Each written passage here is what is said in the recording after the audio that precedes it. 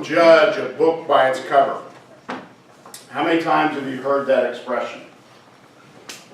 We learn that at a really, really young age.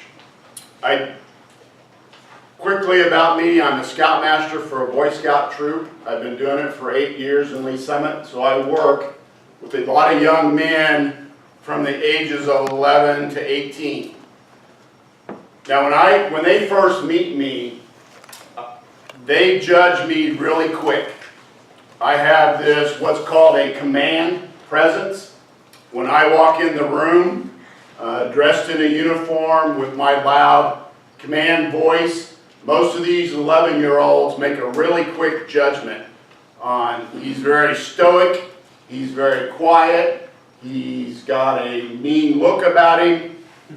So when I do something that's kind of off the cuff, it really just takes these guys by total surprise.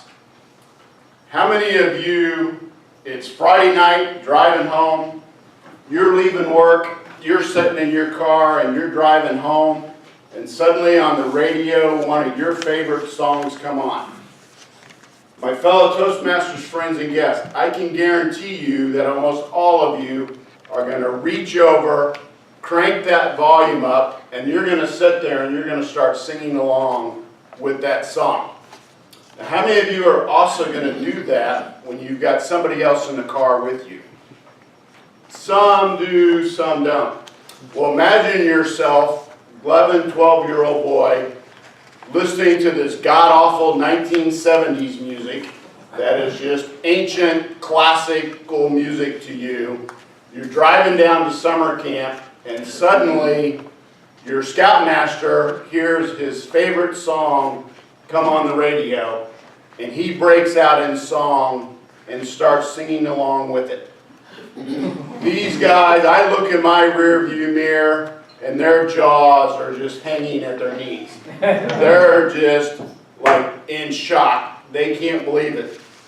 And my most favorite song came on the radio, but a couple other 70s classics came along. The Bye Bye Miss American Pie, Drove My Chevy to the Levee, but the levee was dry, sitting there with two old men drinking whiskey and rye. Now, I'm a horrible singer, as you can tell. I also have no capacity for memorization. Most songs I know 3 to 4 words from. Casey and the Sunshine Band, with their disco music that only had about 5 words in it, those songs are great for me. That's the way you do it. That's the way you do it. Those are great. Charlie and Pride, Kiss an Angel, Good Morning. I grew up on these kind of songs. So these scouts get to scout camp and I pull up and they're just falling out of the car. And just like, oh my God, we've been scarred for life. We are never riding with Mr. McCaughey again. It was just hours of torture listening to this screeching cat getting killed. So for the next 10 days, that's all we heard about was that. Well, I picked this up from my dad. As a kid driving around town in his old blue Chevy pickup, my dad loved to sing along to the radio. And so wherever we went, he would be singing along with whatever song came on.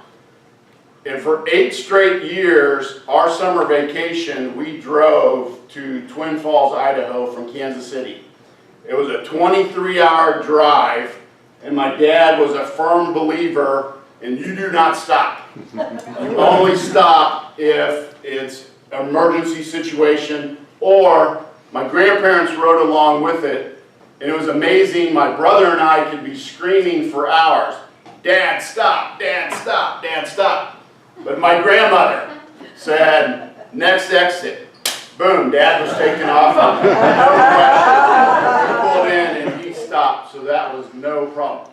But driving all night long across Kansas, Wyoming, your choices of radio stations weren't too great, so whatever music came along, it didn't matter if it was pop, rock, classic, jazz, but every song that came on, my dad was able to sing along with it.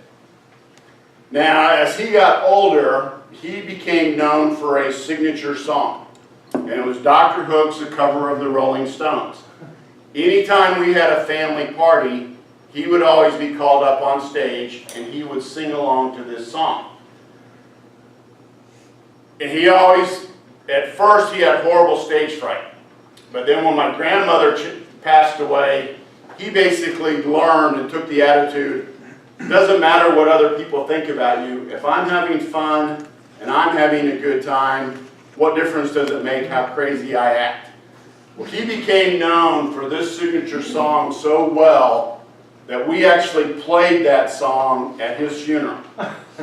So imagine yourself sitting in Carson's funeral home with my dad's casket sitting here at the front of the room, and you've got this 70s rock and roll song coming on.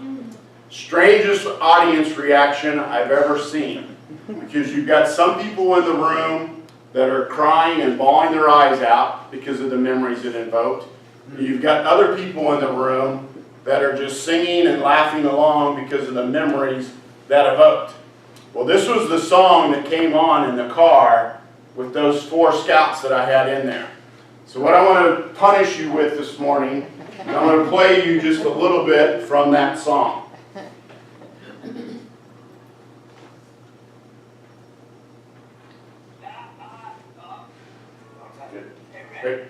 Hey, Sugar, tell them who we are. Big rock singers, we got golden fingers. We love every word we say. Like us. We're about beauty and we sing about truth at $10,000 a show. All kinds of thrills, take all kinds of thrills. Thrill that you never know is a thrill that'll get you when you get your picture on the cover of the Rolling Stones.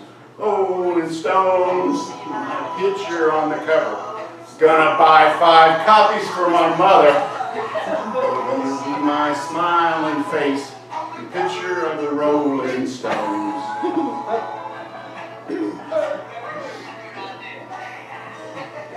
Got a pretty old lady, King Cole, King Katie, Audrey's all my jeans.